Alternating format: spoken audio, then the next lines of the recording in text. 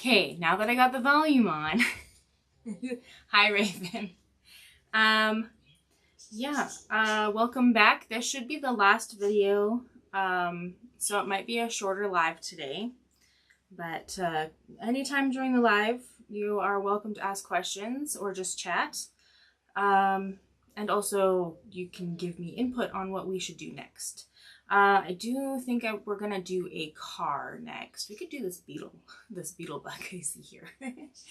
On the app, I can see it. Anyways, I'm gonna show you how to use the Vinci Eye app, and I can teach you how to do various of different types of mediums. If you go to my Facebook page, you'll see a whole bunch of different stuff, or Instagram under charitylowsart. But my specialty is pencil work, so graphite pencil and colored pencil. So I can do more detailed with that stuff than anything else. If you don't have the app for free, please email me and I will give you a promo code to try it out. If you do not have the app, if you don't have the app, I can give you a promo code that you can have it for free for a year. Sorry, my words are getting all jumbled. I need to slow down. Okay, we'll start with our tools that we need.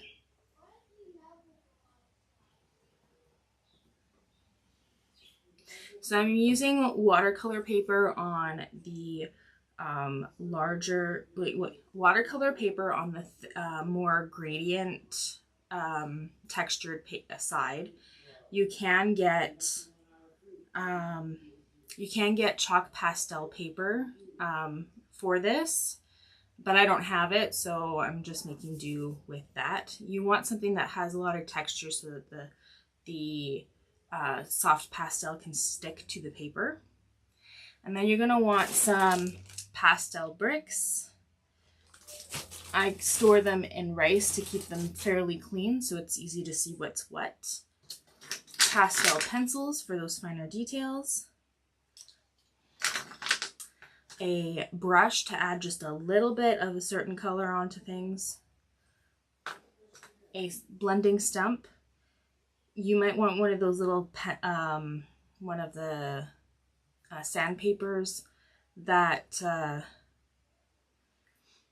you can do to clean. If not, paper towel or toilet paper could do the work, or just rubbing it on a scrap piece of paper will clean it as well.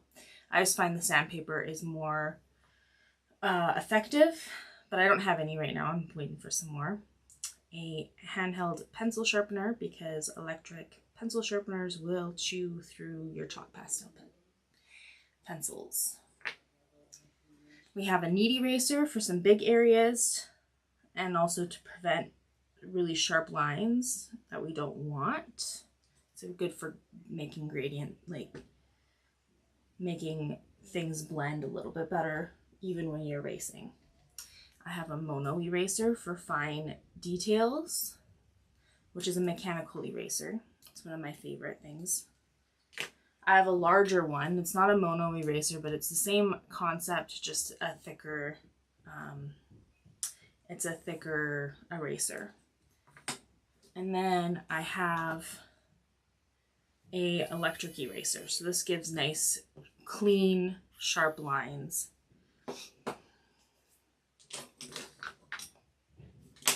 And I think that's it for tools. You want some paper towel. You are going to blend mostly with your fingers, so you're going to need to clean your fingers in between so that you don't blend or smudge any of your color.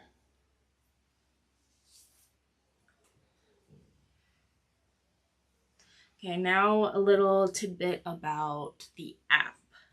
So here is the app when you first open it. And because this is a continuing, well, first I'll show you where to find the reference photo. So you can go to these little lines, 3 little lines on the top left, and then you go search profile, and then you type in my name. Just give me a second. It's hard to control this one. So charitylowsart. You'll see all my art pieces that I've done, and then this little light bulb is all the reference photos and stencils that I've made.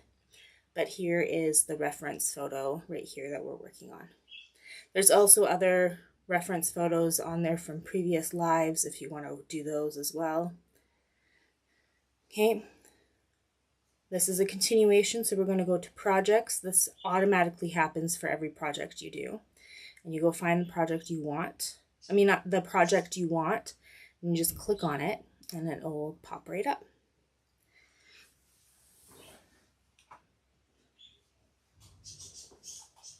So I really like drawing with pencils like you, but I also like the free, soft, impressionistic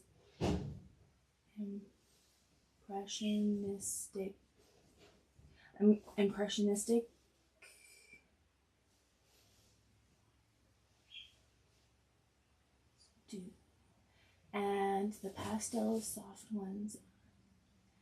I am having a hard time cutting loose. So from what I'm understanding with that comment is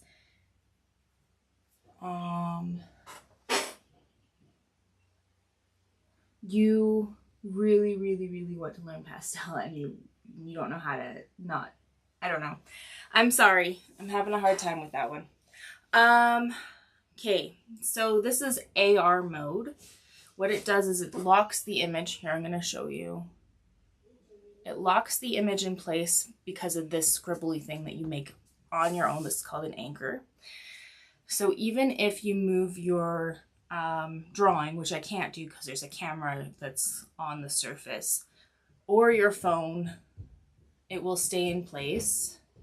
You can also have your phone at an angle and it won't distort the image. So yeah, that's that. And then I'll go through some of my key features. Recording is nice because it does like a time-lapse video. It doesn't do full-length videos. It just takes a lot of memory to do that. But you can go into breakdown mode. And you can play around with, I like to take off cutout mode, so it's just more of a layering thing, but you can play around with the steps and the exposure till you like it the way it is. And this is what it does, is it gives you step-by-step stencils by color value. So this is great for black and white work or even watercolor where you have to build up slowly for colors. So what you do is you just shade in the red or whatever color areas, because you have multiple colors here that you can choose from. So you just shade it in, just following those guides, and then as you go, the area gets smaller and smaller, so that means it gets darker and darker. So that's one of my favorite things that I do for black and white graphite pencils. You can play around with filters, which will give you like, you can do like inverted colors, which is really cool, and other stuff. Torch just turns on your camera light if your room is dim. You can do grid, which will help. Grid is really good for classic mode because what that helps you do is it helps you square off your image perfectly. I don't know. Is it gonna show up? I don't think it's gonna show up on this.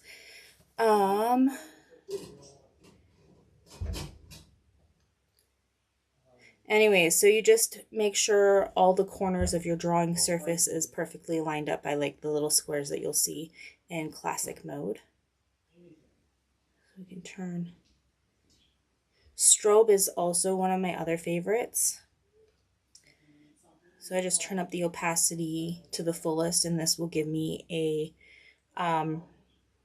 let me see the differences between my drawing and the reference photo in real time, which is, this is what we're going to be using a lot of today. And then AR, if you don't have an anchor or you need to make a new one, just press the little anchor button at the top and then press make an anchor. It will give you a step-by-step instructions on how to make a new one.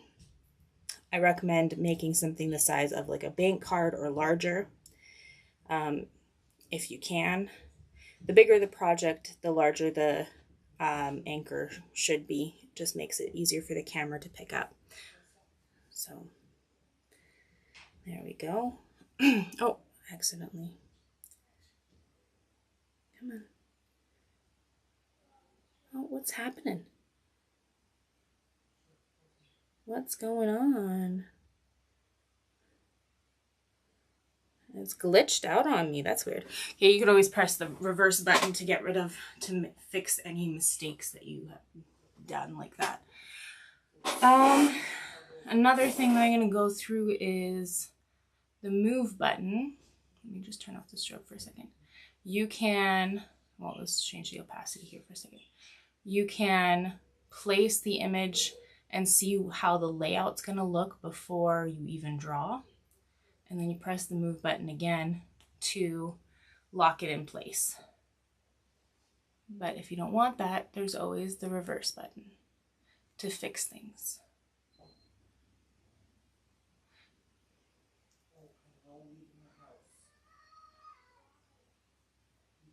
Okay, now we're going to get back into doing the strobe. So I'm just going to turn that on. You can adjust the speed of the strobe if you need it a little bit faster, a little bit slower, whatever is easiest for your eyes to see. What can I be doing wrong? Because I do most of my work on a easel, and sometimes even using AR mode, it turns out with the top of the work wider and the bottom of at the bottom by at least an inch.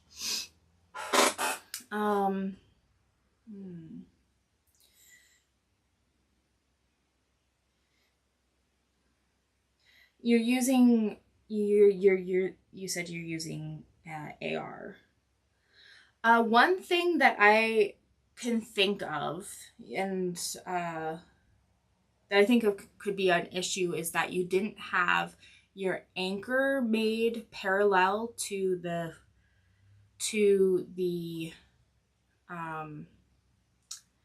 camera. So let me just show you how to make a new anchor, and show you how to get it so it's nice and parallel. I'm going to see if this might be your problem. So we're going to create an anchor. We're going to scribble on a piece of paper. I'm gonna show you through my phone, because there's a trick on my phone that will allow me to make this nice and even.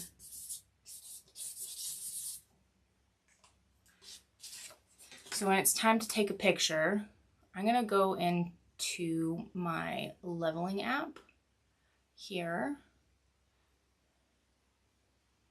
Just give me a second. Oh, there's ads. No, what's going on? No, I don't want ads. Come on. Ads are... How can I get rid of this thing? There we go. So you go in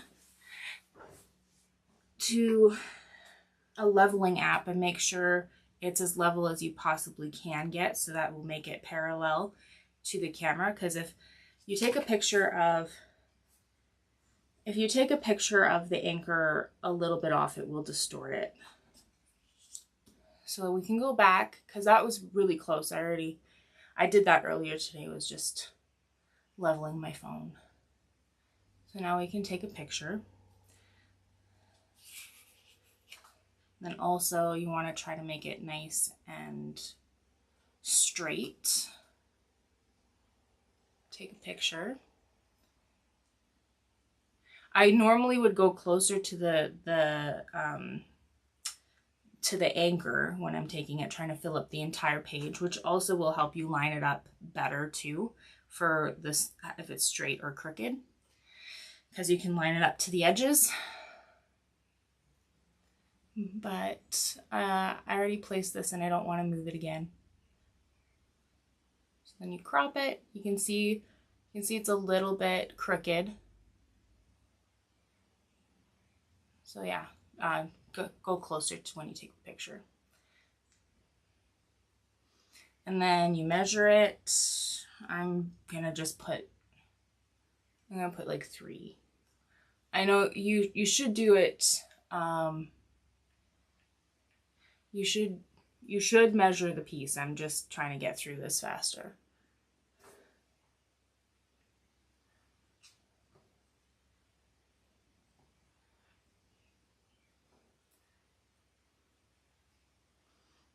Okay. So that should make it so that your reference photo is squared off properly. So just make sure it's nice and level, no angles on it, and nice and straight as best as you can. And that should help with the issue.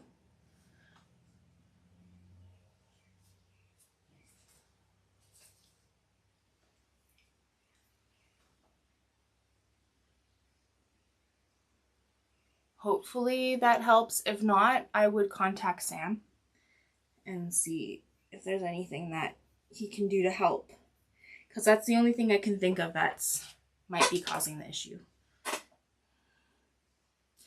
Okay.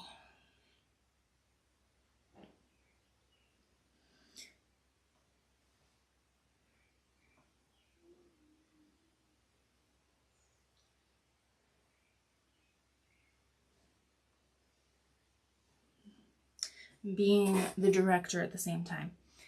Okay, we're gonna clean up the next area we're going to be working. Oh, I need a spare piece of paper so that I don't smudge my work.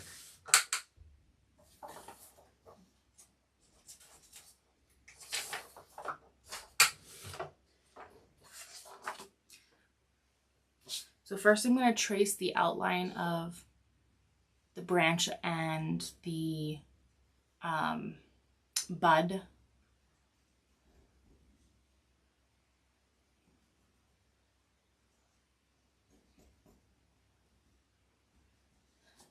Using the mono eraser for that.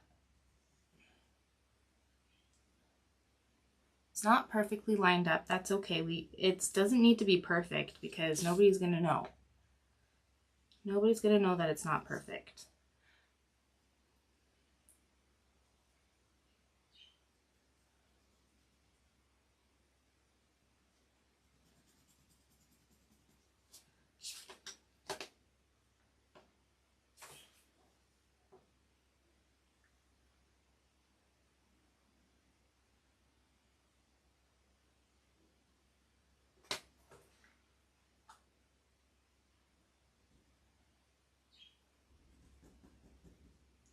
Let's hope that that does help you. Cross your fingers.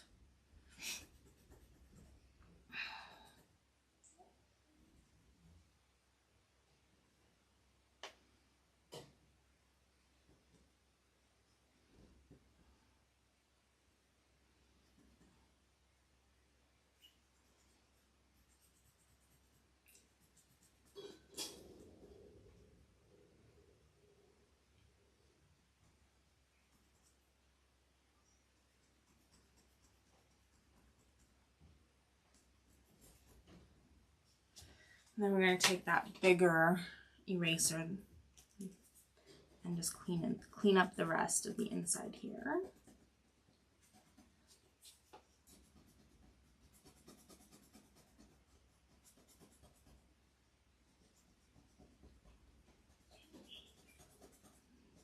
You won't be able to pick up all of the chalk, but at least it'll be enough for it to be clean enough that the color won't, the background color won't show too much.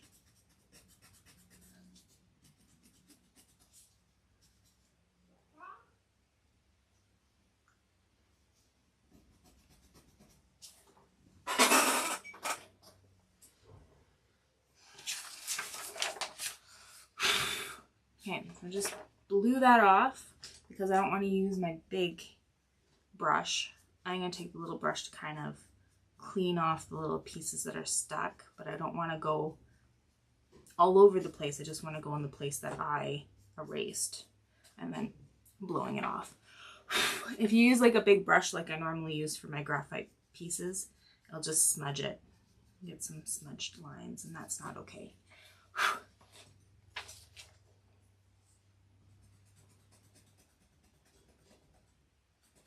I'm just going to try to clean it up a little bit more now that I can see a bit better.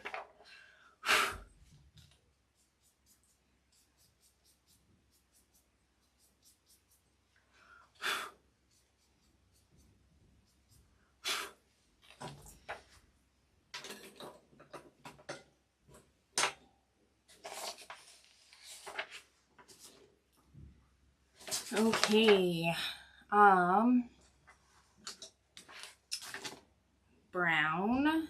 I'm using the brown chalk pastel. It is a little bit off, so I'm just going to kind of make up for it by gradually attaching it to the reference, which doesn't matter. Sticks are, branches are not straight, so you don't have to worry about it too much.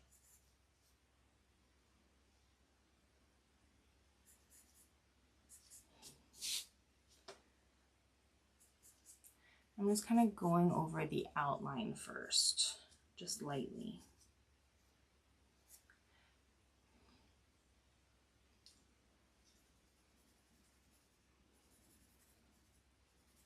We're going to fill that in with some brown.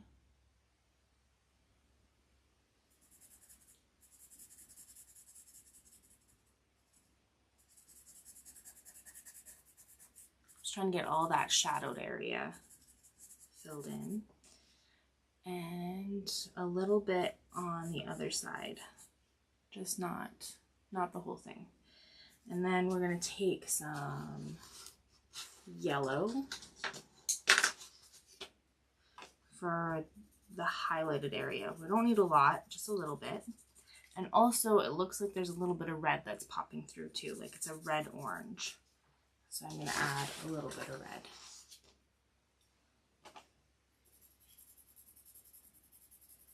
Or red brown, not orange.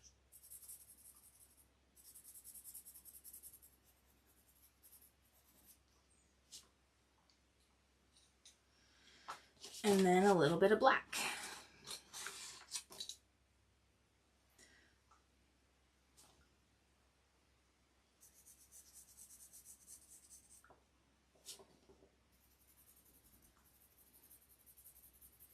And we can create some texture here. We don't need to do nice and smooth transition between the light and the dark. We can make it a little bit more rough edges.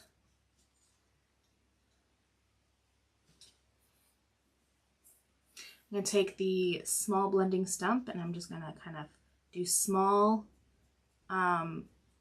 strokes by pushing it into the paper so that it sticks to the paper a bit better.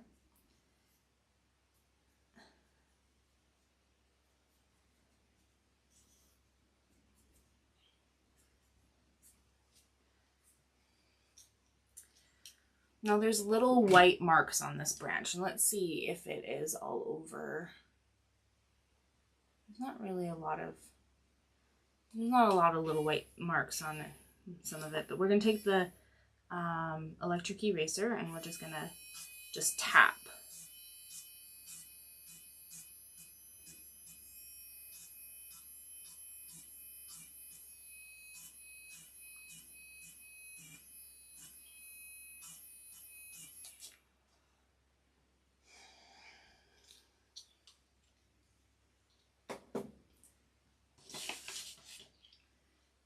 think I made a little bit of a halo here, so I'm just going to add a little bit of blue just underneath that branch. I'll take my finger and very carefully blend that in without blending or smudging the branch.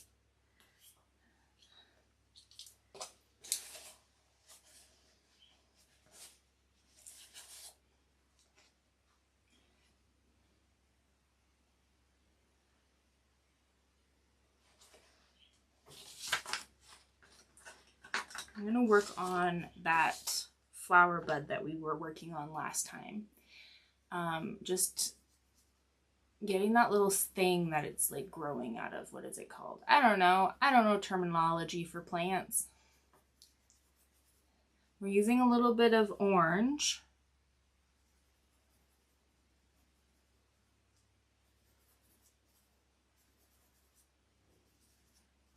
And then we're going to go in with a bit of red as well. You just try to find the colors.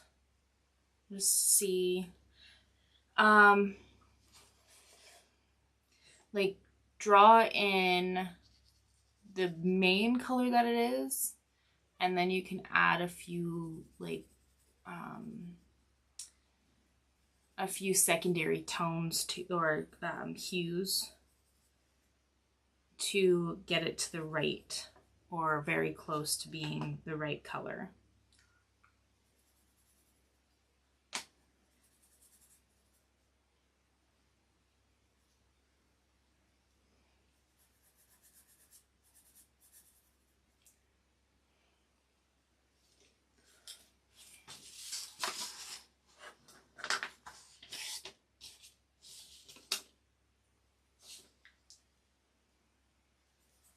Kind of want to just work on this bud a little bit more so that it looks...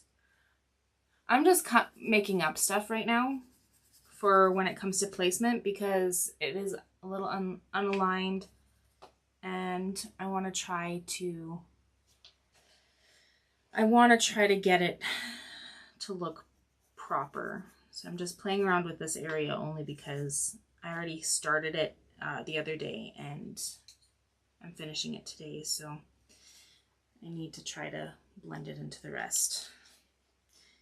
I'm gonna clean the blending stump, and we're going to drag a little bit, but mostly pressing just to push that pastel right into the paper.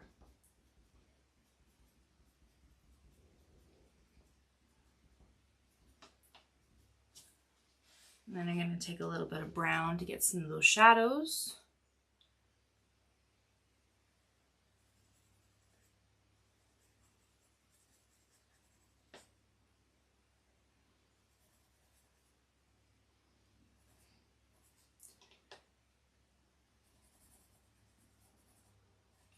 With chalk pastel, I don't usually try to get all the fine little details. Just enough to know, so you know what it is. But if you want to spend a lot of time on a piece and get all the little details, you go ahead. Because when it's soft pastel, it's more of a loose medium.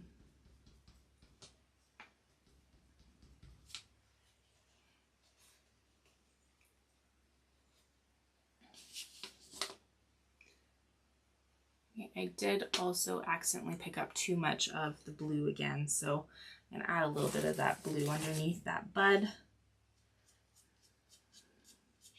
Because we don't want no halo effects. No halo effects. I'm just very carefully blending that in to the background.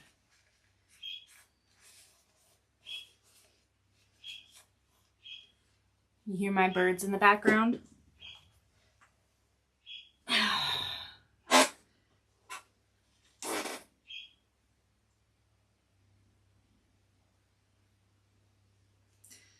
And we're going on to the next flower bud. We're going to start with pink and just create the shape of that entire area.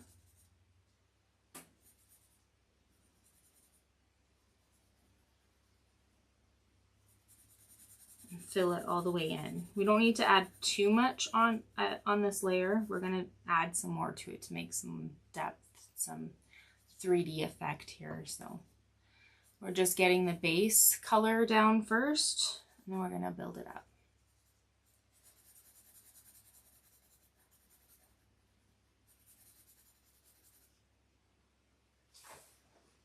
Debbie, how are you doing?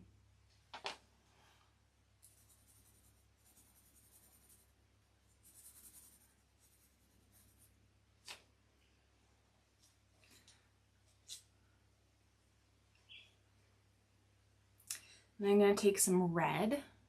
I'm going to get some of that shadows going on all the way to the darkest areas as well. So we're just building it up.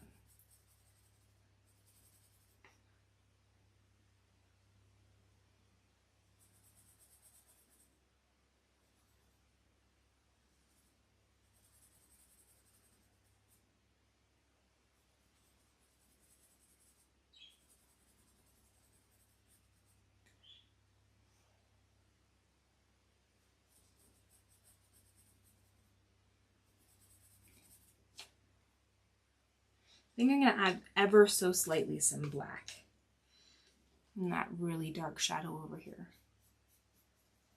Just a very little bit. And then some brown on top of that. Also, another color for good shadowing on red is actually its primary color. A lot of like when you're doing shadowing for any color, use its complementary color, not primary color. Sorry. And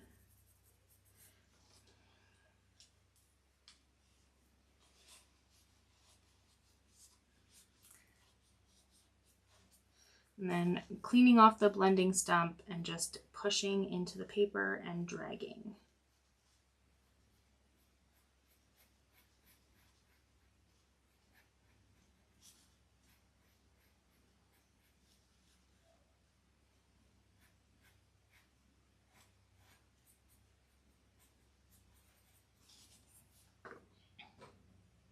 Take the mono eraser and get some of those highlights up.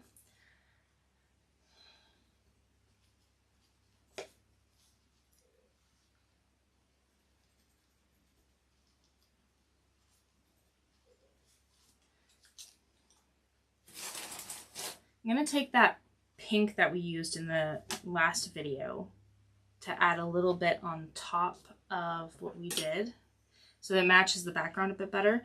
I am using a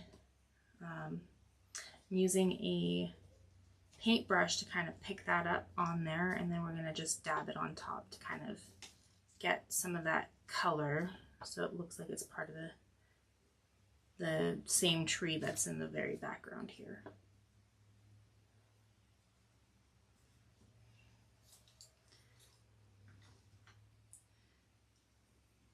Maybe I'm going to add it directly on there because I'm not quite getting that right, the effect that I want. But we're just adding ever so slightly. And go back to the blending stump. Just push that right in. Kind of do like little tiny circular motions for this to kind of pull it around a bit. And then I'm going to add a little bit of white to the highlights here.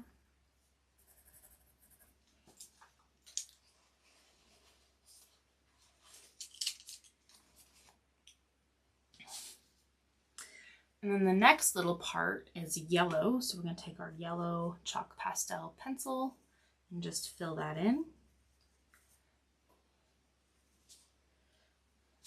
Just kind of push that right in there, right into the paper so it sticks.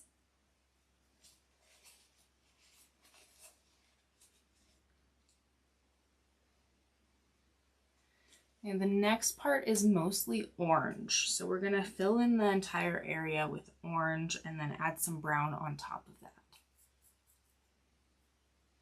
I like to work from the lightest color to the darkest color and just build it on top of each other, just slowly.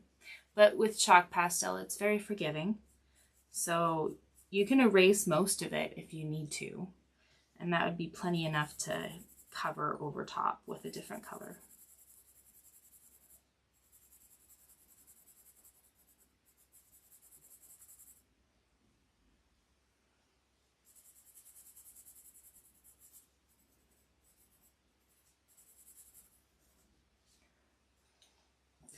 Cleaning that blending stump on some paper towel, just kind of twisting it in within the paper towel and then just kind of pushing it right into the paper.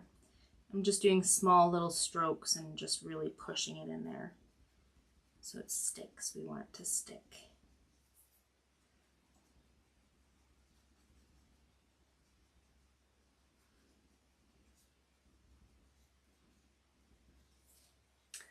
Now we're going to add the brown and the reds. I think we'll do a little bit of red first because red's not as dark as brown. And we don't need to fill in as much area for that.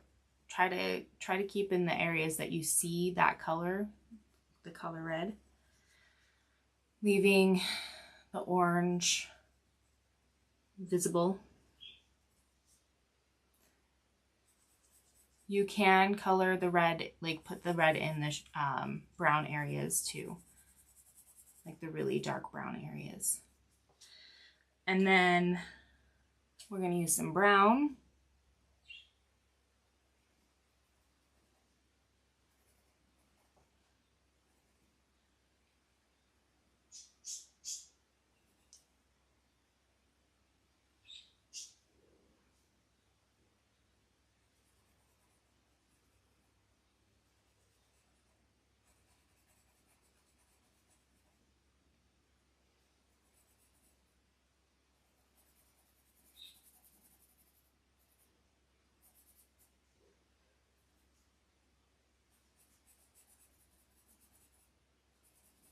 And some black.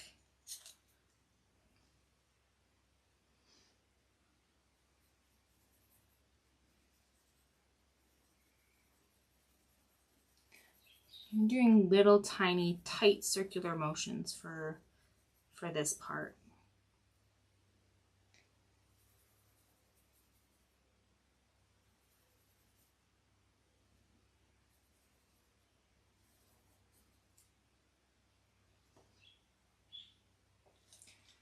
Okay, I'm going to take the blending stump. Where did I put it? There it is. Clean it off. I'm going to start with like the red areas first, and we're just pushing it in there.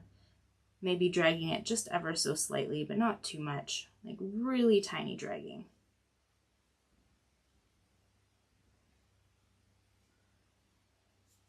And then we're going to do the brown. Just pushing it right in there.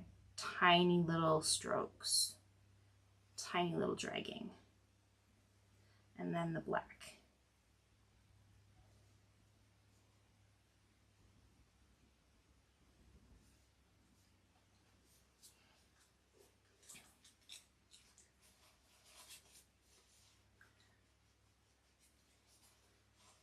I'm going to take the mono eraser and just get some of those little highlighted areas. Mono eraser is too long, so it's not really doing its job as good as I'd like it to be, so I just shortened it a bit.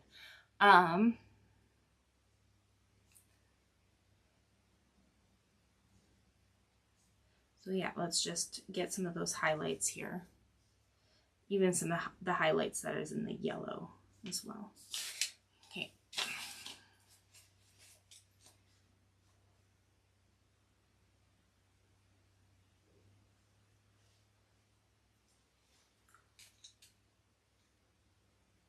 Okay, I'm going to start with a yellow for this branch and just fill in.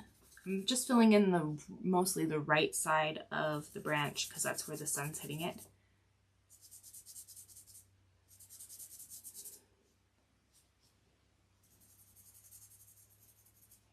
There are tricks and guidelines to the order in which you do things, but you have to make up. Like, you probably noticed that I say like, oh, we'll do the light areas first and then work to our darks. And then the last part we did the branch, we did the brown first and then the yellow.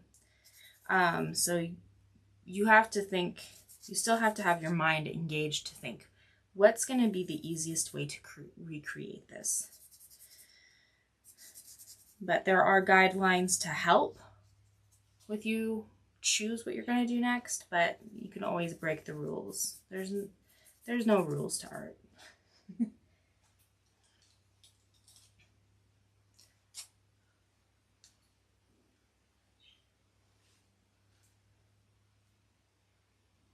And I'm going to go into the brown. Kind of very, it's not, like it's got some texture, so you can just kind of go outside those shaded areas to create some of that texture a bit.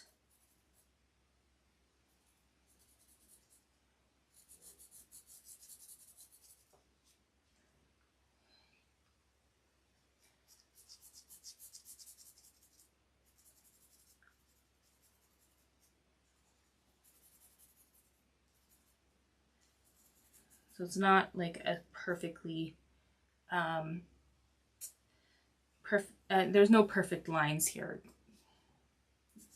Not even the outside. There's a little bit of like little pieces that are popping out a little bit more on the edges.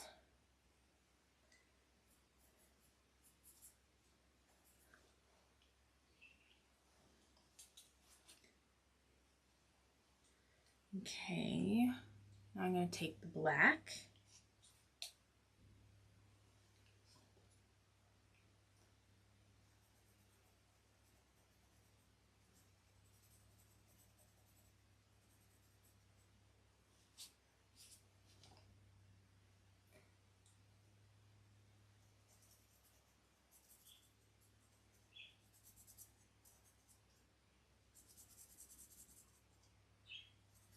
For those who don't know, you cannot see on the screen here, but my phone is actually streaming onto a TV that's just above the camera that is showing my face.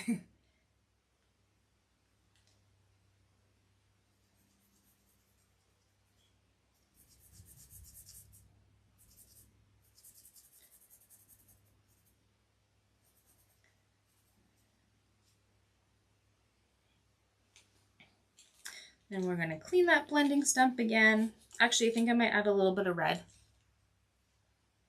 like close or on top of the black.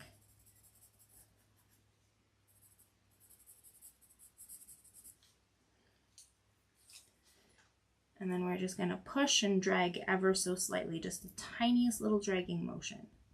Push it right in there.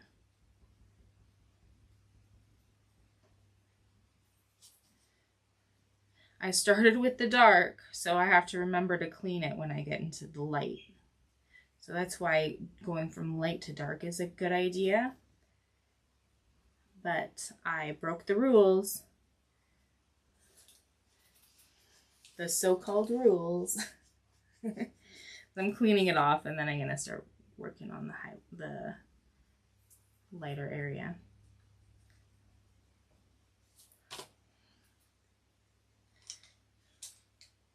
I'm going to get some highlights using the Mono eraser.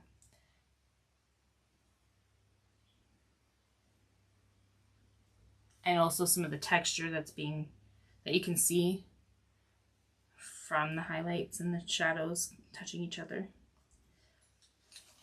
And then there are a few little cleaner dots here. I'm gonna kind of have the reference photo guide me, but I'm just doing what I feel would work. Don't have to be exact. Okay.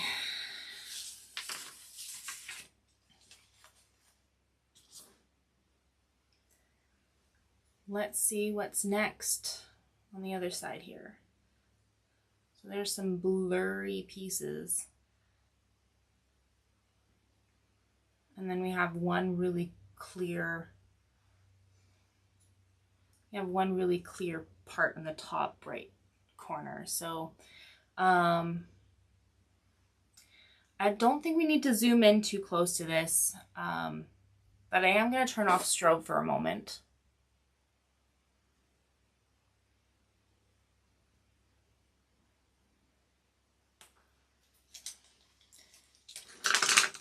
I'm going to be using the bricks for most of this stuff here. I'm going to start with the very blurry areas, and then we can work our way to the more clear sections.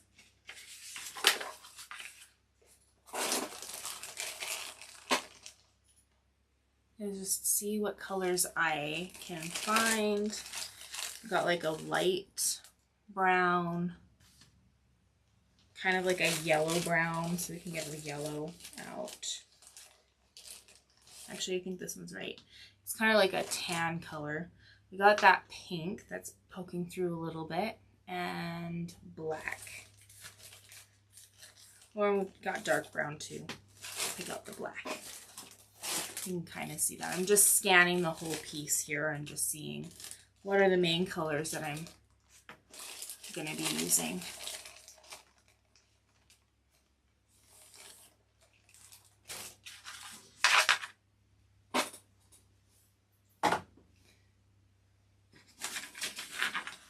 Just not dragging that paper. Gotta be careful. Don't drag anything across it. It's going to smudge. You don't want to smudge it.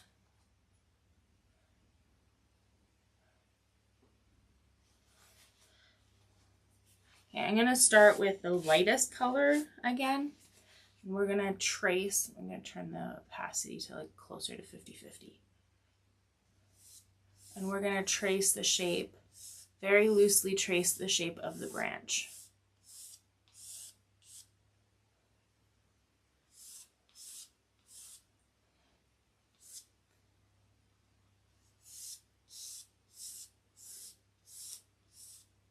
Or the tree, whatever part of we're working on.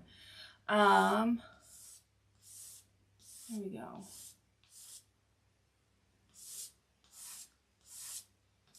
I'm not too worried about cleaning up the background for this because it is blending right into it. If we need to, we can do some of the lighter areas to pick up, but I doubt we're going to need to do that. And this doesn't have to be perfect, but at least it gives you a guide to where it needs to be. A little bit of like a shadowy area here too. Okay, and then now I'm gonna go and put strobe back on.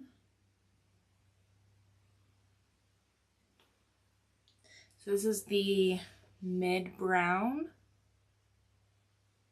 I'm just placing it loosely where we see it. Doesn't need to be perfect.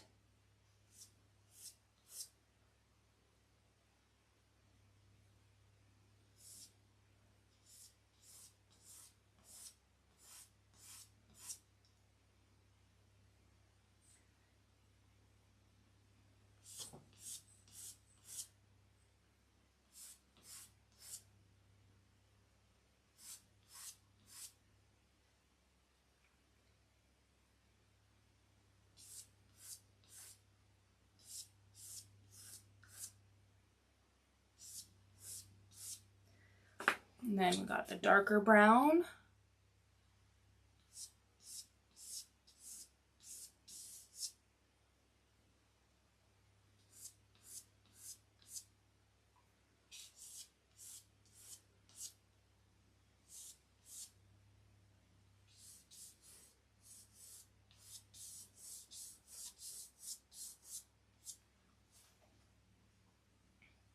And add a little bit here, just kind of dabbing it on.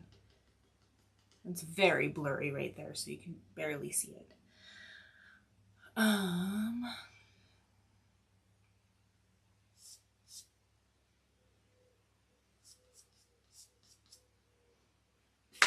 Then we're going to take the black.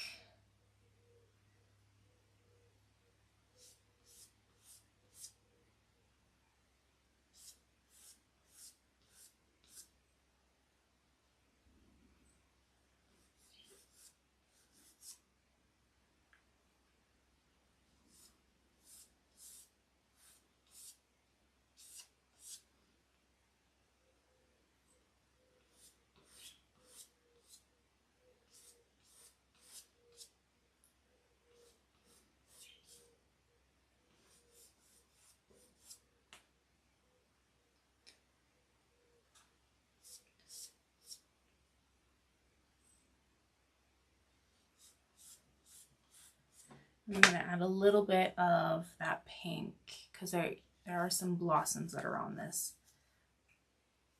Just a little bit in some areas. And then we're going to take our hands, because it's a big area, and we're going to do circular motions and kind of just go a little bit beyond what we had before. I should add a little bit of more dark brown here, I think.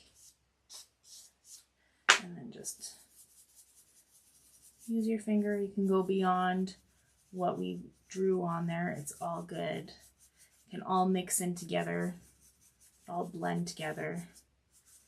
All good. We can leave the pink for last.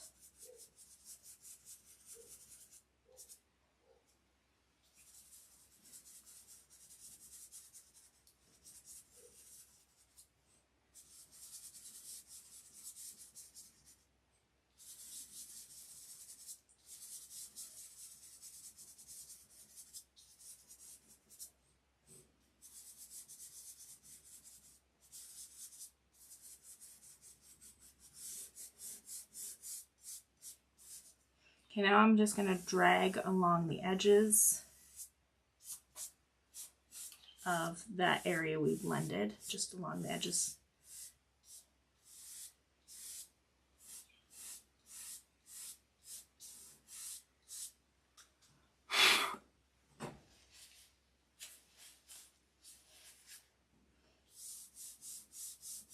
It's kind of back and forth motion.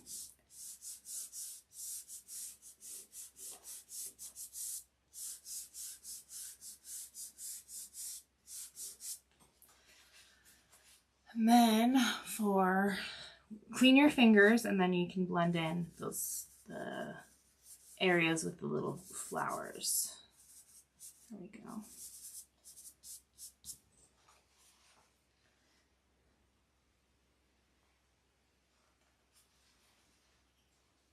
I'm also going to blend that little shadow that was down here, or whatever this is. Just blend that in.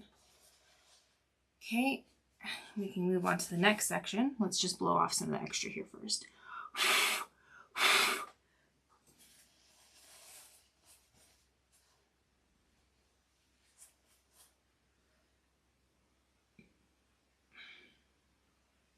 And we're going to use the same colors, still working on the very background here, starting with tracing the entire area, or the areas that you can see the branches poke through, or I don't know what I'm saying. Just trace those big branches that are in the background that are super blurry.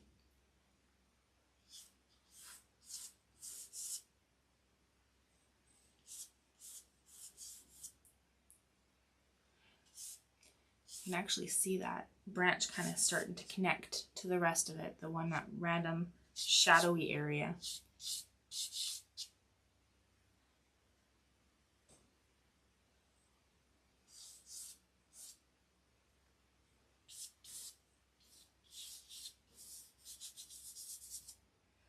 And then we're going to fill it in. We don't need to put too much on there.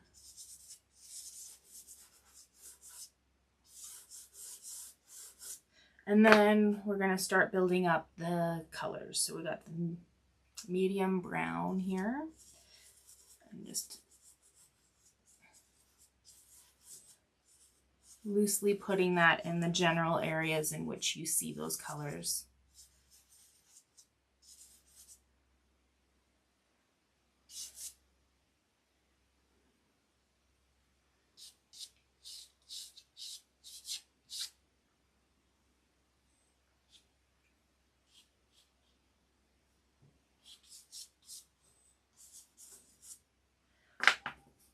I'm just working on it to get it to the right, like just adding more and more darkness to it slowly to give it some more depth.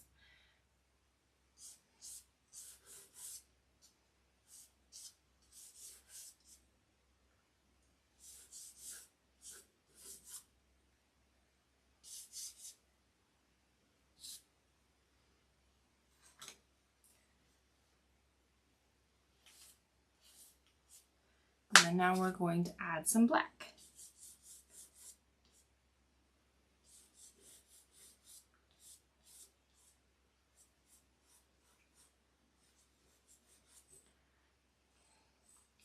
Just using the image as a general guideline to where we need to place some stuff.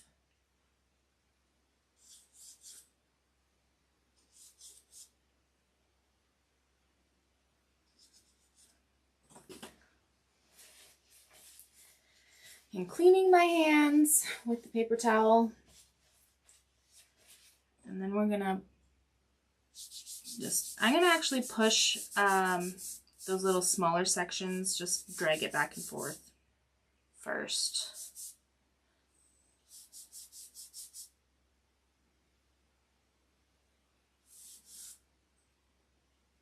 And I'm gonna grab a little bit of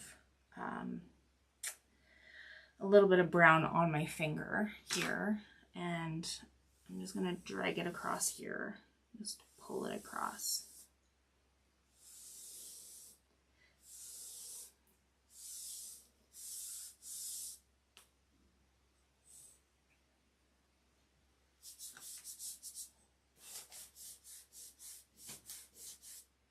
And then first starting with circular motions, blending that all in. I'm going to try to leave the highlighted areas, since I already started with the darker areas, I'll leave the highlighted areas for later.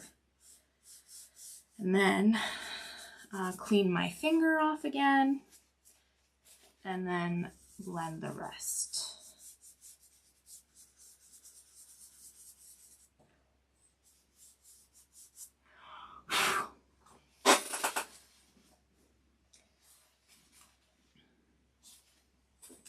And then I'm going to go across the edge and just kind of pull it up and down.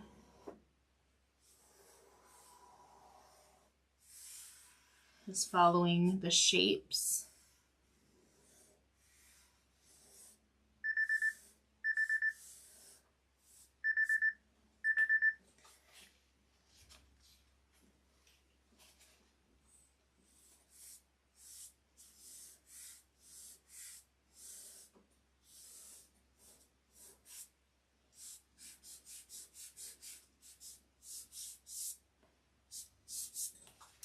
I'm going to take a little bit of a break. I just want to push this in a little bit more.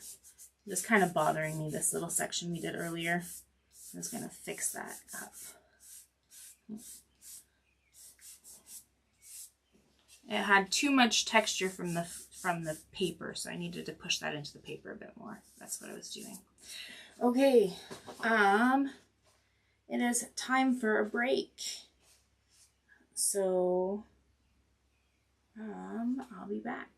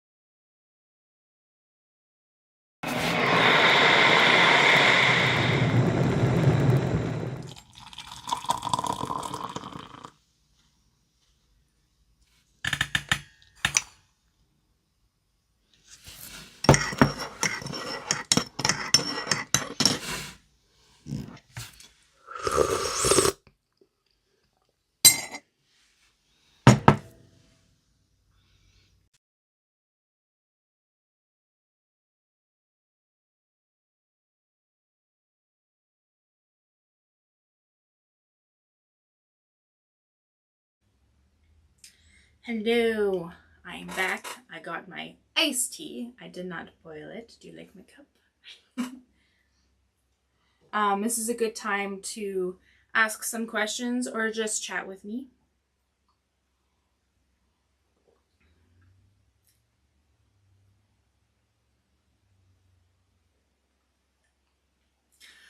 Things that are happening right now is on the Vinci Eye App on the Vinci Eye App's Facebook group, we are doing a art competition, and there is a cash prize, and all the details will be there in the features.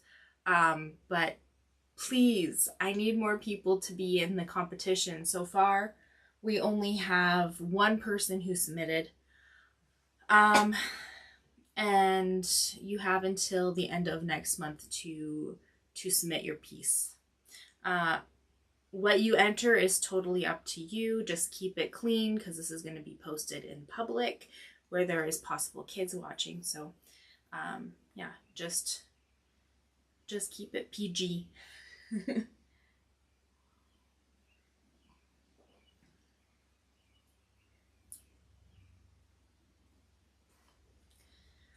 And a bit about myself is I am not the developer of the app. I am just a mega fan. I've noticed that they were posting a lot of my artwork on their Instagram, and so I asked them for a job, and now I'm here. I am available, like, I do the live videos so you can draw along with me in real time. I am managing the Facebook group, so you can ask questions, like you can tag me in your questions and stuff there. You can email me if you'd like. I also wouldn't mind doing one-on-one lessons with you through video call. You don't have to pay for that. Everything I do is free for you guys, so.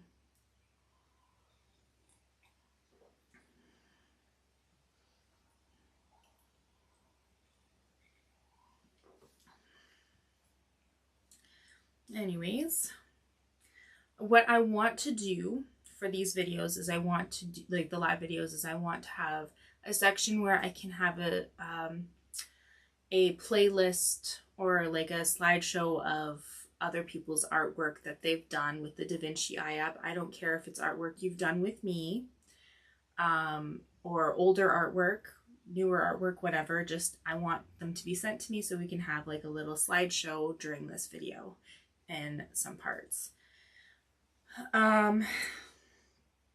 Also, I am up for doing any subject for drawing. My specialty is pet portraits and people portraits, mostly people portraits, but I can do other things with you. Mediums, I'm more than happy to teach you almost any medium. The basics. Again, my specialty is pencil work, so it's graphite and colored pencil that I'm really good at, but I started doing wood burning, as you can see back there. Also, right here is stained glass painting, not stained glass like the cutting glass and glue, sticking it back together. Fabric painting. What else? I started doing quilling, so we can teach you how to do a little bit of quilling.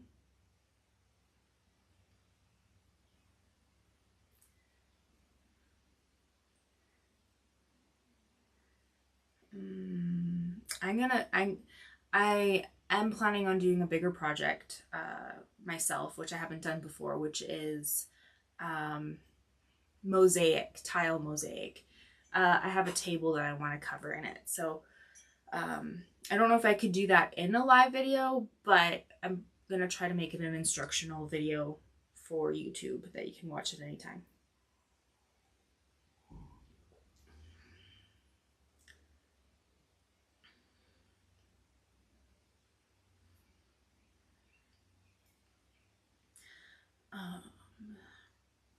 Yeah. I get tired. Okay, I think it is time to start getting back, and I can do anything. Thank you.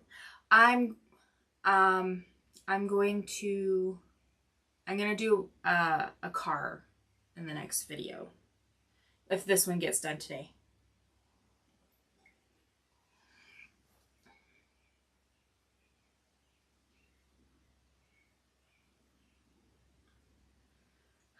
What about teaching, what about teaching us how you use the record?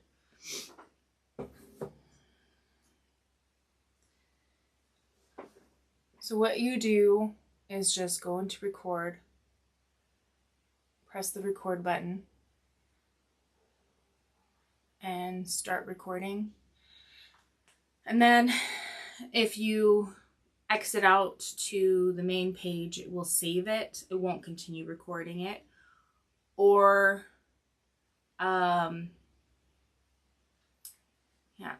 or you can turn it off. You can even turn it off during your thing, and then it'll show the video. And then when you're ready to start over, like start recording again after like you took a break or you're continuing from another day, you just press record again. And you don't want to press start over, you want to press resume. And then it will continue from where you left off for the recording. So that's how that works.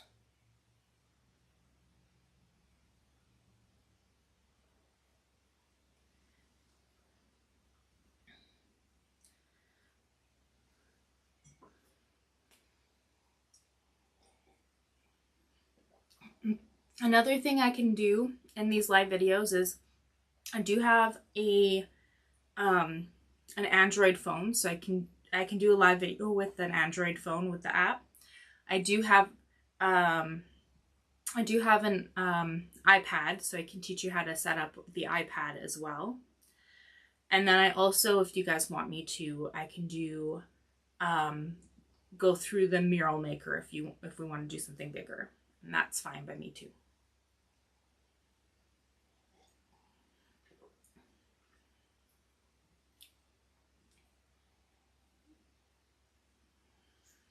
And for those who don't know what the mural maker is, it is also done by the same people who created the Vinci Eye App. It takes two Apple devices, so an iPhone or an iPad, or both, like an iPhone and an iPad. And what it essentially does is it uses your phone as a camera, and your tablet controls it, and you can see everything, so you can be right up next to the wall that you want to do, or giant painting you want to do. And you can just control it just like the Vinci Eye app.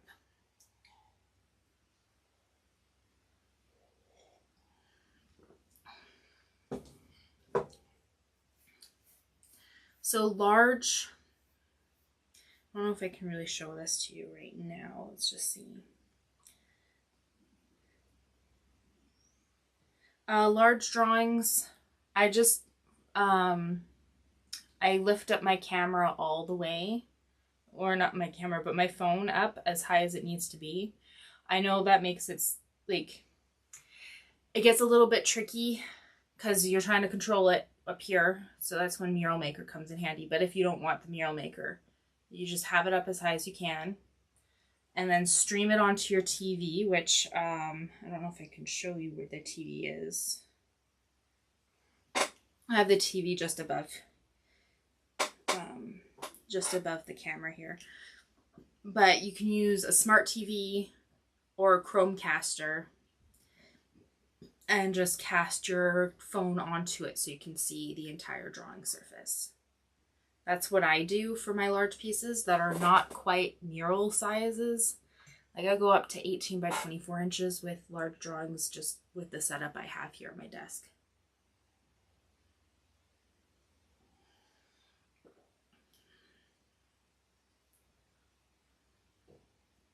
But I can possibly go, well, there are some YouTube videos on how to set it up on a TV. So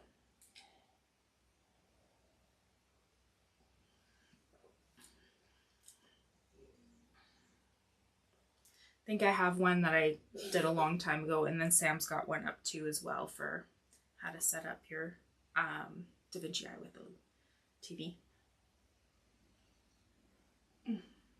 There's also, for those who have an Android and want the Mural Maker app, which we don't have a Mural Maker app for Android. There is this person on TikTok, which I could possibly repost. I can possibly post the link on the Facebook group. She found a workaround where it essentially takes it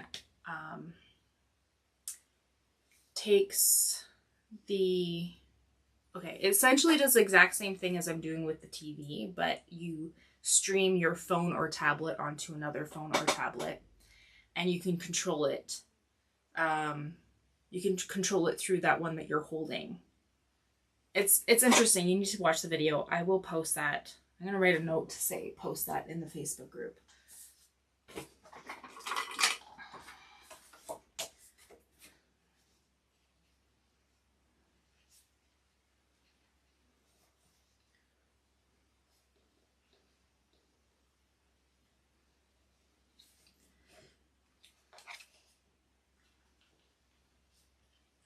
The only thing is I could find it. The only place I have been able to find that video was on TikTok. So I don't know if you are able to get onto TikTok or not, but through the link, but we'll see.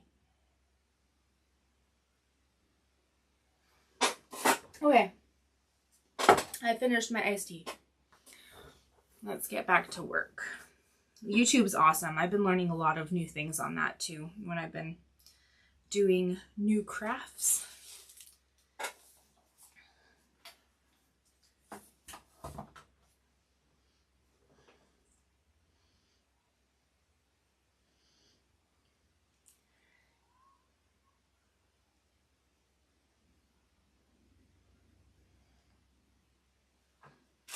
Okay, let's get back to drawing.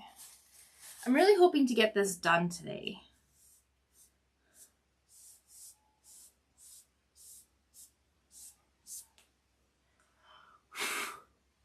There's a spot right there I want.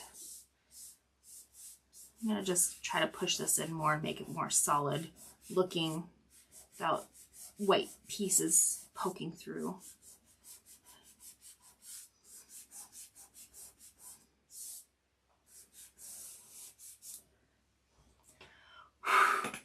Okay, cleaning my hands.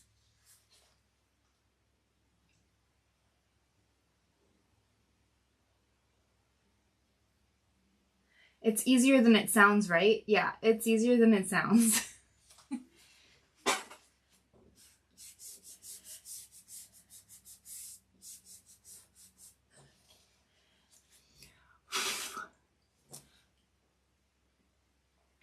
I'm going to zoom into this little branch here that's still blurry, but it's not as blurry as the rest of it.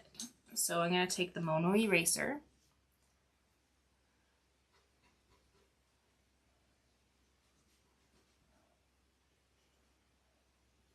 Raven, if you ever need me to help you set up anything, don't hesitate to ask to do a video call with me and I can help you.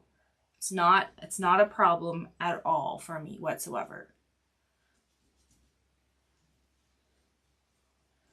I have a lot of free time on my hands.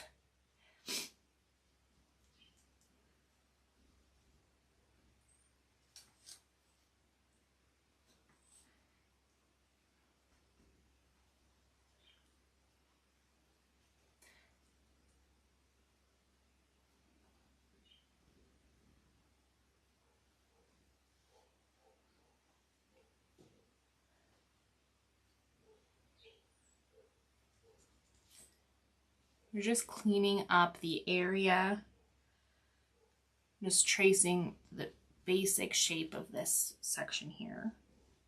And then we're going to take the bigger mechanical eraser and just pick up as much of that background as possible so it doesn't affect the front layer as much.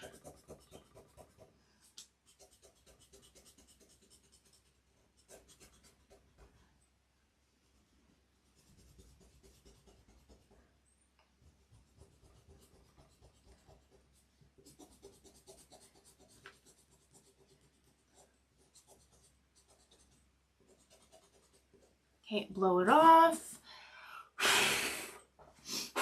Try to get some of those other areas you missed because it's really hard to see through all that eraser shavings. And then take that little brush. Where did it go? Make sure the brush is clean. It's got some pink on there. Just clean that off.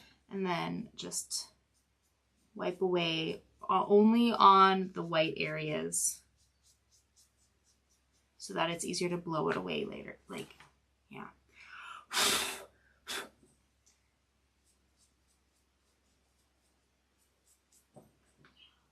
There we go.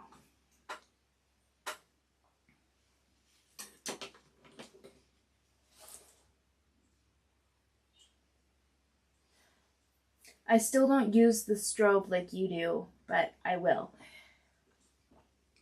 It helps. I think it helps a lot to help you find all the little details, but it's not necessary. You can always just trace the basics and then just draw from that. But I'm teaching you all of the tricks that you could use that comes with this app.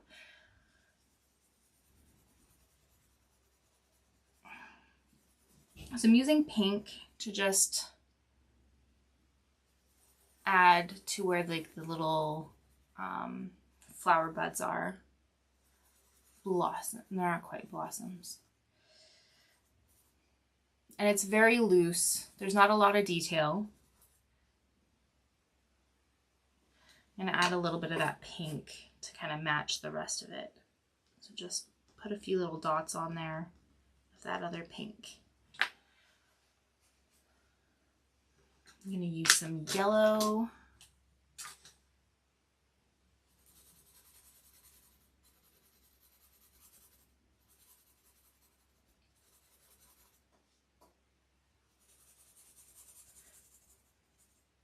And again, this part is not really detailed, so you don't have to worry about getting all the little things here.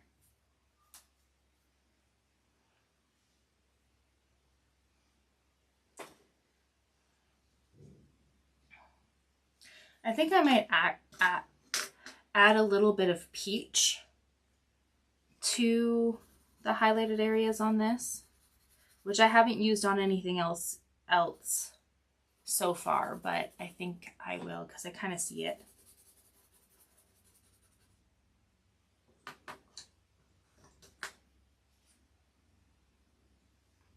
And then some brown for the shadows.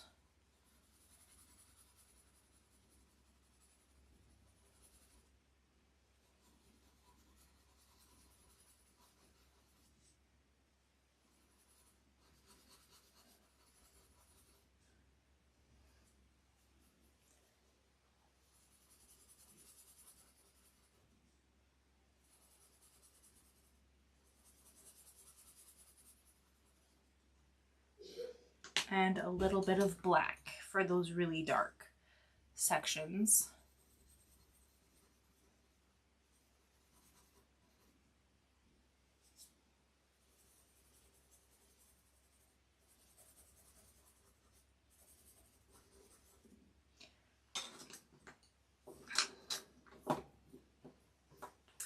We're going to use the blending stump.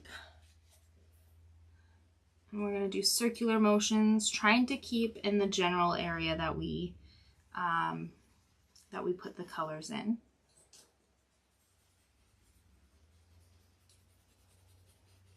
And we're trying to push it in while we're at it too, just pushing it right into the paper so we don't get the little white bits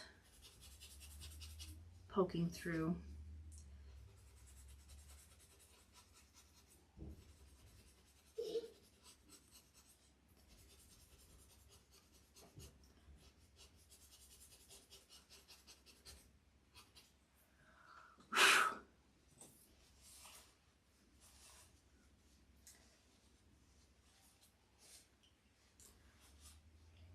I think I might take my finger and just kind of go around the edge of the branch just to kind of soften it up a bit, giving it more of an effect of it being blurred.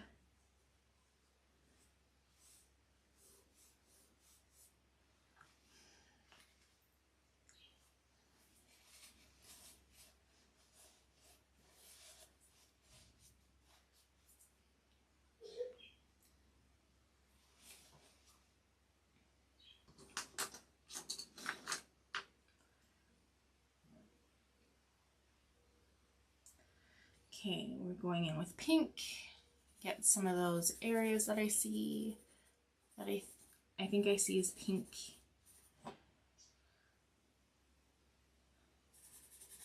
And then yellow, well, yeah, some peach. We're gonna do some peach first.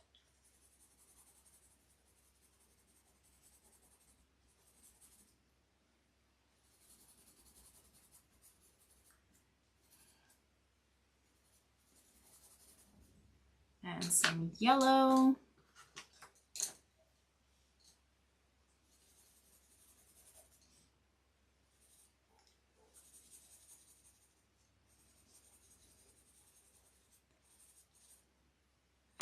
Brown. It's getting those shadows now.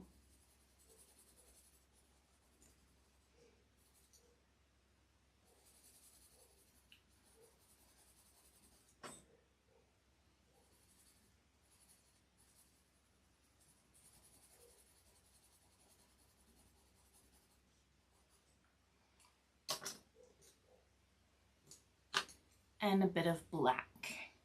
Oh, that's not black. I thought I picked up black, but I didn't.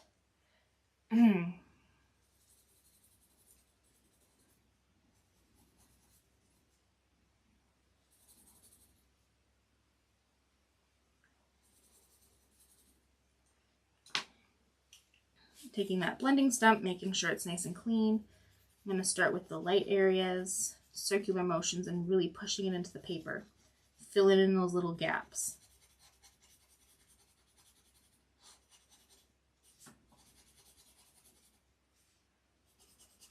And then we can do the shadows. And then pushing it in. Going around the edges with my finger just to soften it up a bit.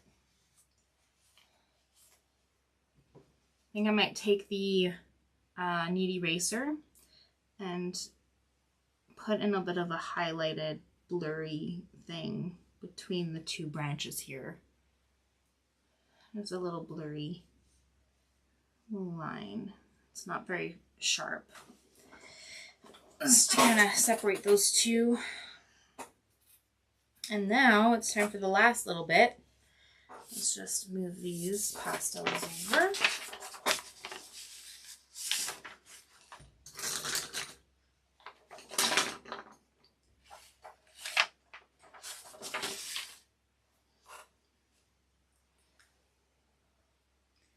Just this little section right here.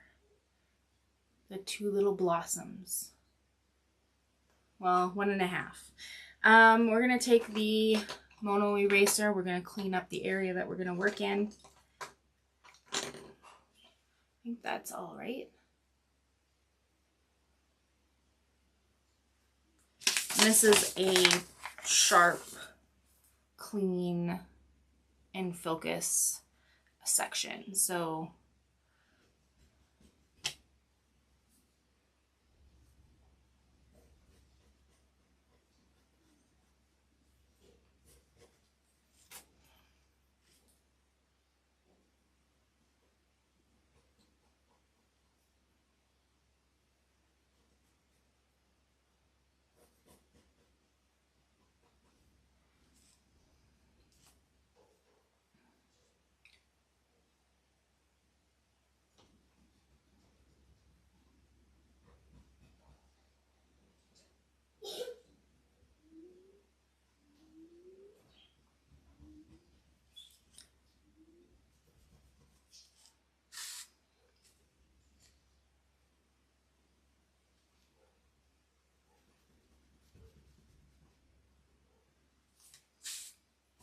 just tracing the outline of this area first.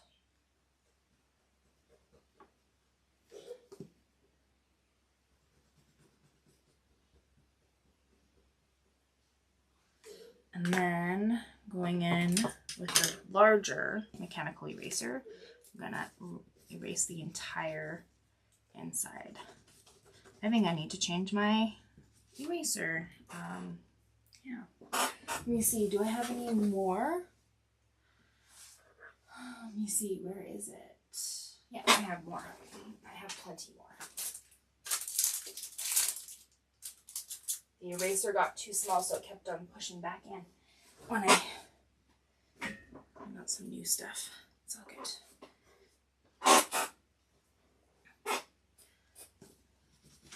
There we go. That feels a lot better.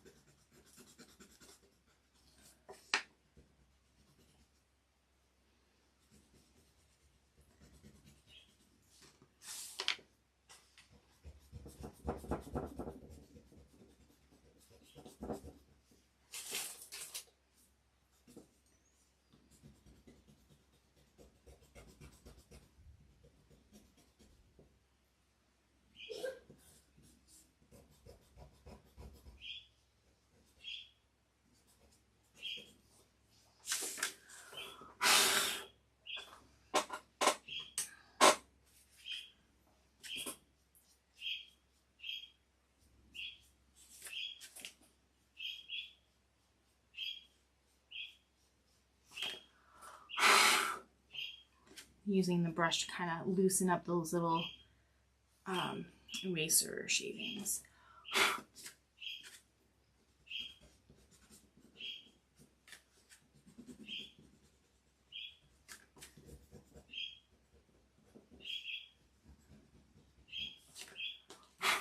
Okay, we'll work on the flower buds and then we'll work on the branch itself.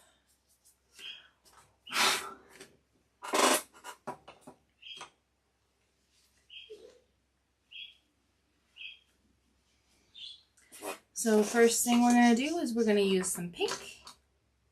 Where is my pink? There's my pink. And just shape, fill in all that red and pink area with that.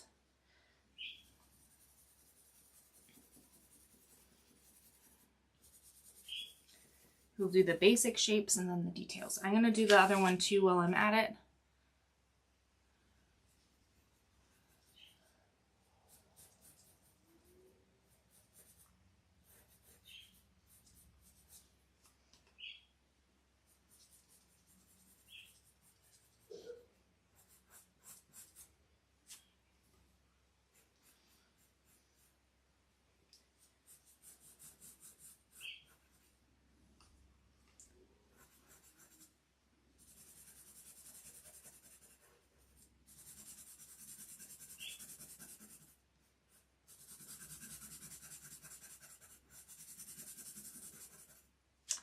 And then go in with some red.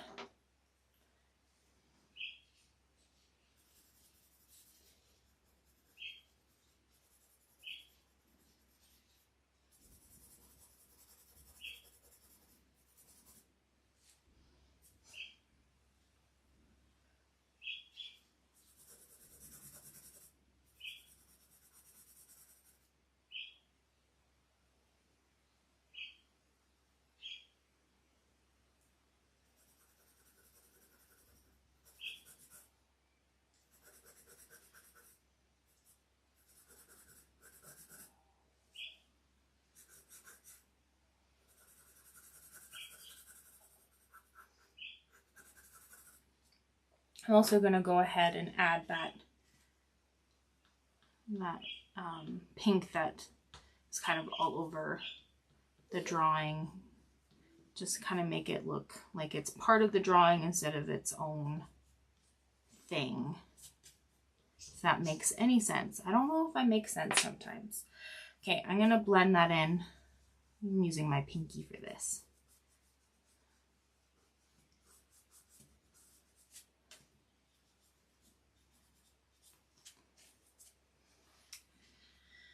I'm going to add a little bit of black to the top one, not a lot.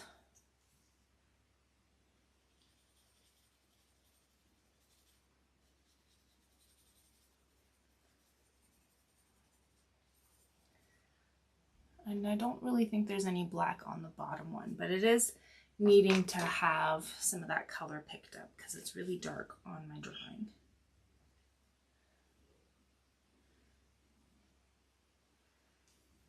I'm going to take the knead eraser and just kind of drag it down to create the shapes of those little petals that are coming out. Just a little bit. And then also you're going to need to play around with it so that you can still get like a sticky side to it. It gets filled up really fast with chalk pastel.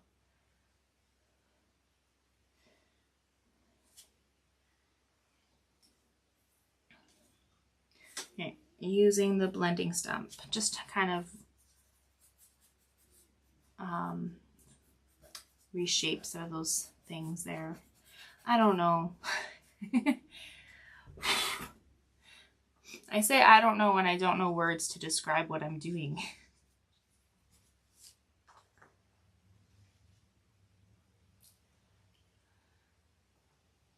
Okay, so I'm going to take some yellow, do the bottom part of this little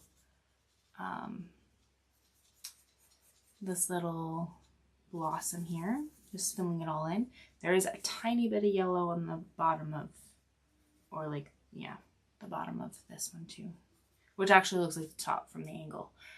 And then I'm going to add a little bit of green just to the side of this yellow here for our shadow, because it's kind of like a greenish yellow.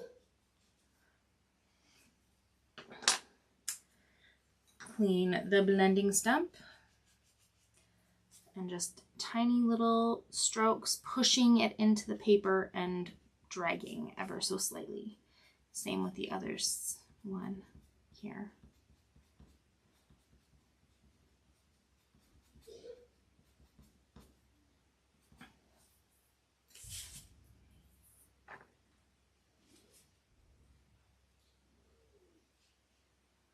Okay, and the rest just looks black.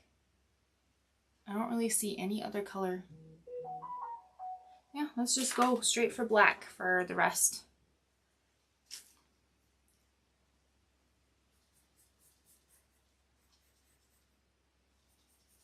We might add a little bit of brown to make it more natural looking.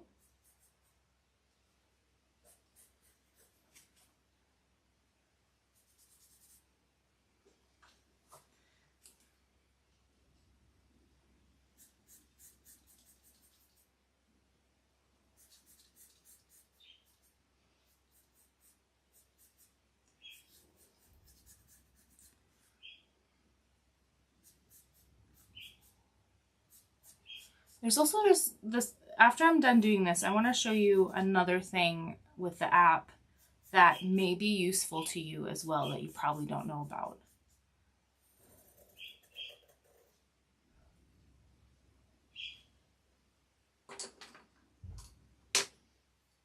And there's a little bit of brown here, so I'm going to add that brown now, and then there's a little bit right here too. And now we're going to fill in the rest with black.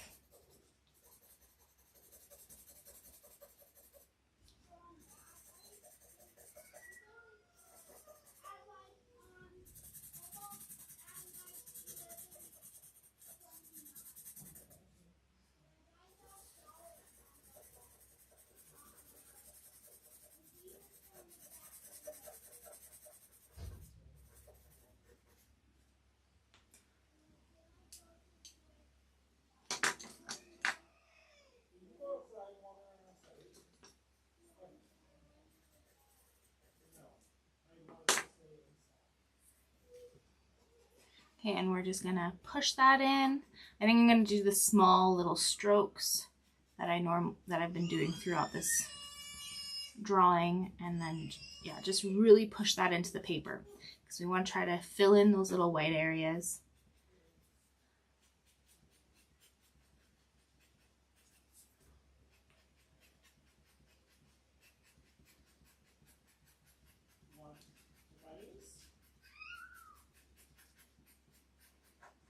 And I'm going to kind of go over the edges of this because it is slightly blurry, but not super blurry.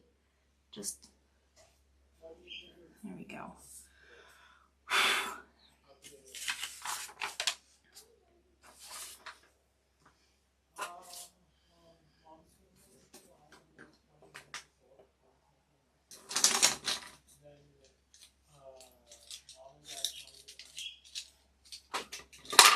just putting things away. You guys can take a look at this. I'm going to show you something real quick. Don't leave quite yet. In fact, I think I might actually pull out my wood burning maybe. Should I pull out my wood burning, or should I call it a day?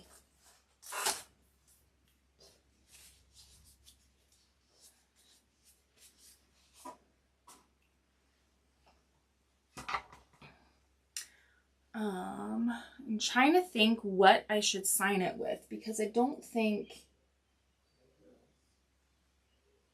I'm going to use a black pen. Let's just make sure this pen works. No, that's not going to work. The chalk really absorbs that real fast.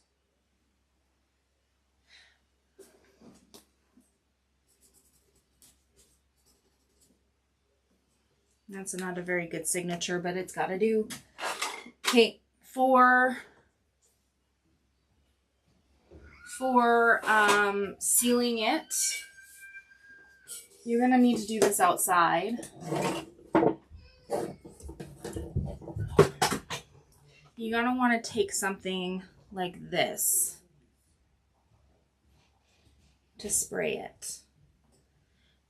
So it's a matte finish. Final flat, I can't read. Anyways, so you're going to keep it like about 5 inches off the ground. You can take it outside or spray it. You spray it long, horizontally and and vertically. Let it dry outside for a while because it's going to smell. Or you can spray it with hairspray, which I'm going to do here. And then it will only kind of seal it. It won't seal it permanently, but it will keep it from getting destroyed if you're storing it for a little bit or needing to come back to it another day. And you can still play around with it, even if it's like, you can still erase things if you need to, if you use hairspray. Okay, so you want me to do some wood burning. Okay. You gotta be careful not to do it too soon. So another thing is, if you're gonna sell pieces, you're gonna wanna flip it over. Like, this is what I do because I had artwork stolen from me. Somebody took my signature off of it and tried to resell them as his. Anyways, I flip over the page, I write down the date it was finished, I write down my name, and then I sign my name again. So we're going to take this apart.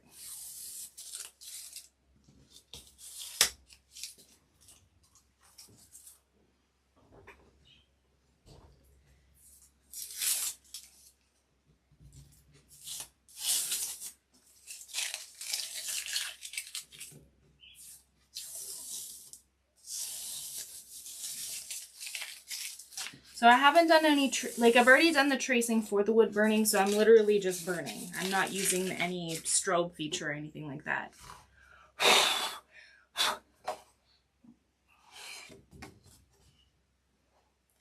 I'm going to carefully flip that over and take that permanent marker. Write date and June 26th of 2025 by, I'm going to print my name, and then I'm going to sign it again. That's how I do it, right in the center, so that if they tried to crop out my name, they'd have to crop out the majority of the page, and it will no longer be a decent piece of artwork because they have to cut out that much. Okay, I'm gonna put this to the side.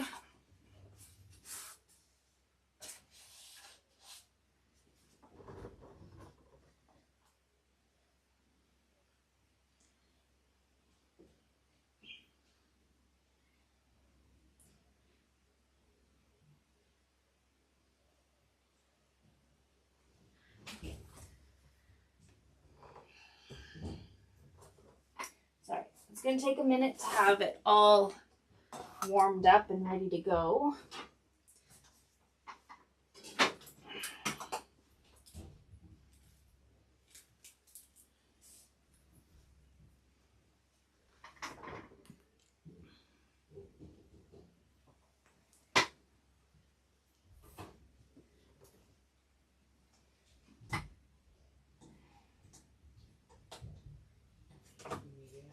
Now, when it comes to wood burning, and I'm not using really like professional tools here, to be honest. I'm using something that a lot of wood burners say you shouldn't use, which is a soldering iron. Where is that piece? Is it behind here? Yes, it is. But there's actual wood burning kits that would do a better job. But I don't like to buy expensive things if I want to try something and I'm not sure if I'm going to like it.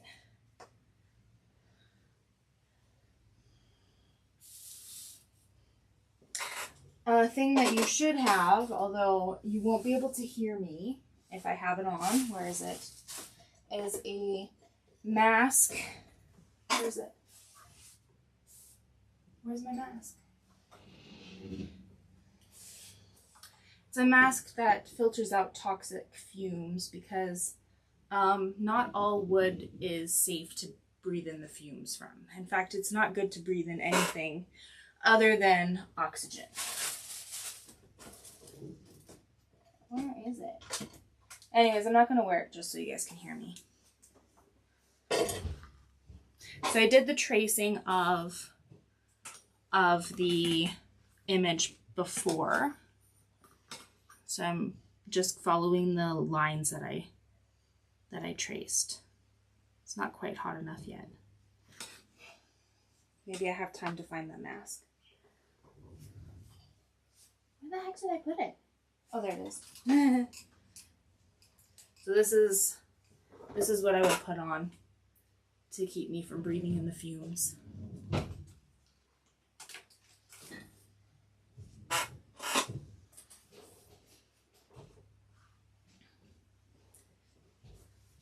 So the first thing I'm doing, which you see the most of it done, is the line work. And I'm not pushing into the wood, I'm letting the heat do the work, and we're just kind of sweeping it back and forth, just barely touching the wood. You don't want to push into the wood because then you'll get little bumps and stuff. It will look a little blotchy.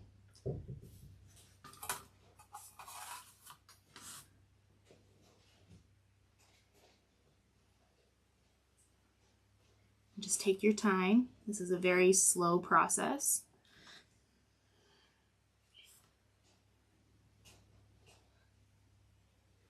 I think you're just barely. It's almost as light as a feather's touch. That's how light you're gonna touch the board. This board I got from the dollar store, Dollarama. It came in a pack of 6, and this is actually the best, from what I understand, is the best wood for learning because it's got, the grains are pretty even throughout. I think if you have like the obvious dark to light all over the place, it's going to burn differently because the lighter wood is actually softer, so it burns easier. So if you want to try this, try it on a board like this that's pretty solid in color.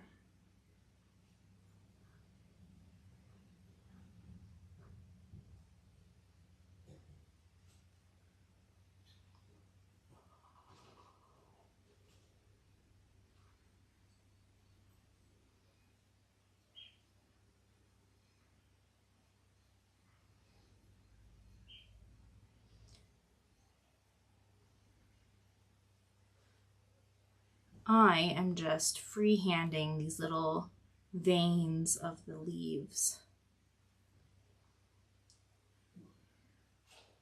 I have the shape of the leaves, but that's all that I traced.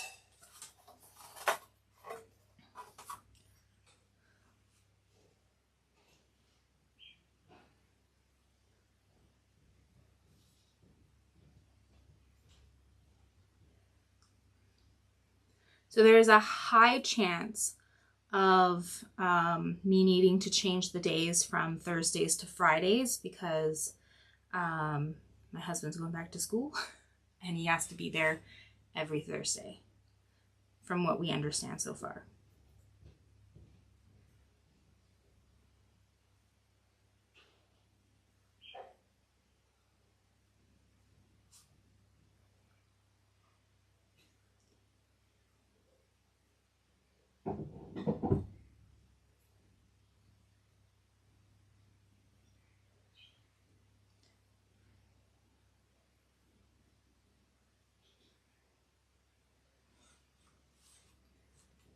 Is this moving at all? Are you guys seeing it, the differences throughout this? Yeah, it's going through. I thought you were looking at me for a long time because every time I looked, it was just me. All you could see was me. The tip that I'm using for this, I'd really recommend not using it because I accidentally hit the edge of it on the board and I had to scrape it off.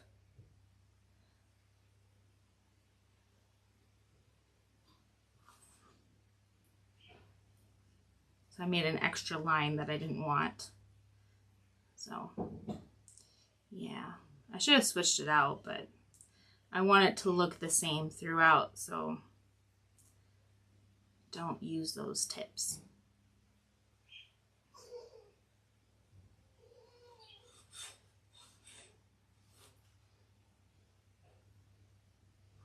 No. That's going to be covered. I made a boo-boo. That's okay. I'm going to shade it anyways. It will cover itself.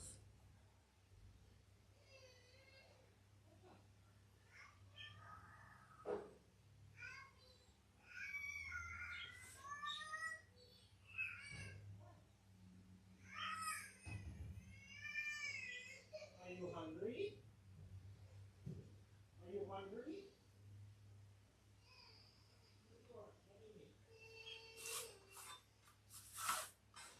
Every time I look, all you see is me. I'm going to see if I can fix this so it's not showing me all the time.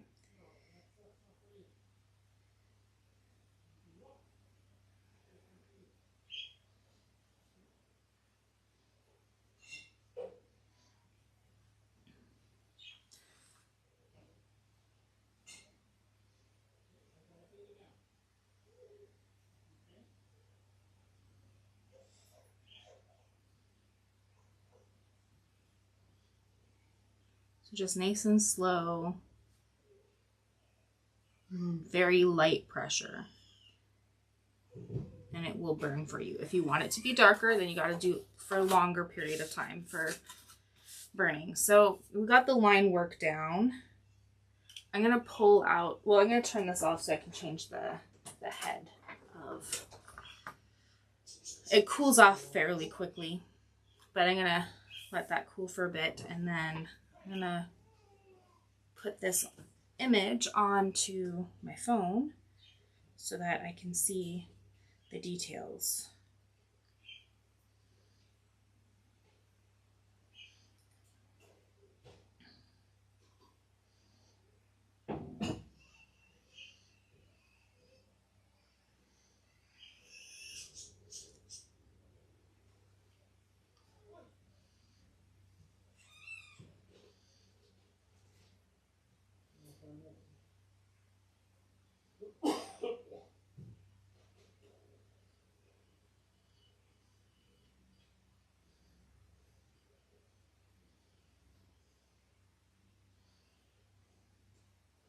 I'm trying to find the picture. Where did the picture go?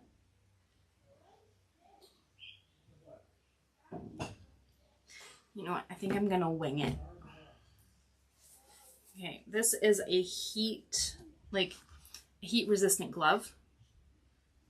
So I just lightly tap it, and if I still feel the warmth of it, it's too hot for me to switch over. Or I could use pliers to take it off.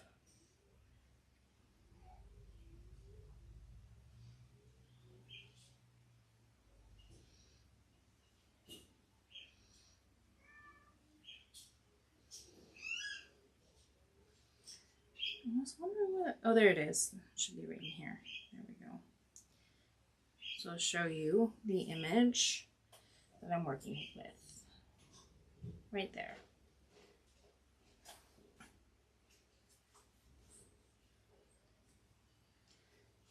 So there is more line work, but I think I want to do that with a different soldering head. So, but if you want to do this, if you want to do wood burning more professionally, do not use a soldering iron like I am. I'm not a professional with that, so it's not, yeah.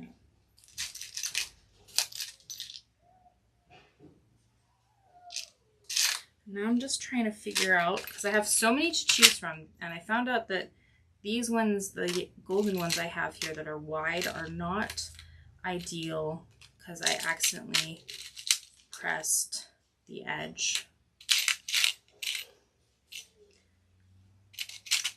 I'm going to try to find, that one I used a long time ago for,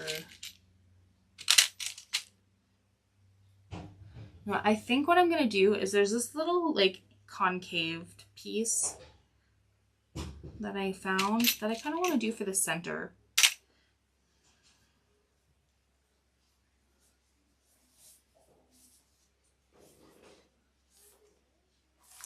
Let's see, is it cooled off yet? Yeah, it's cooled off enough, I think. Let me see.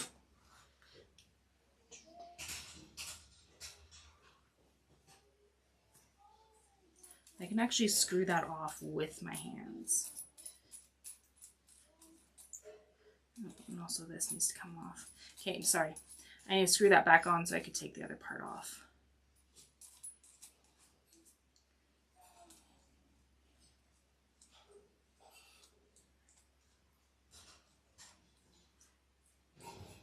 Okay.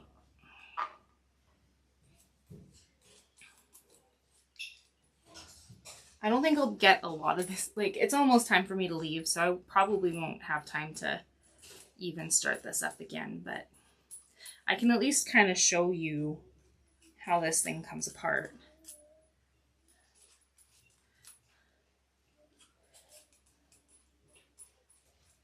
Okay, come on. This is very low quality. Again, don't get a soldering iron. Get an actual wood burning kit. So it comes into little pieces here. And this might be a little tricky. Okay.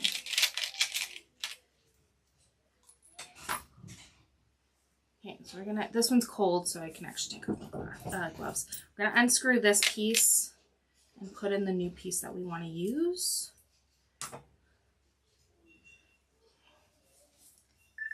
Oh.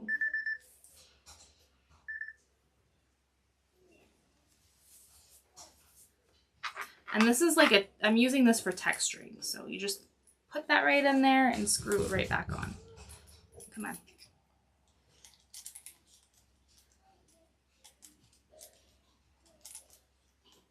Come on. There we go.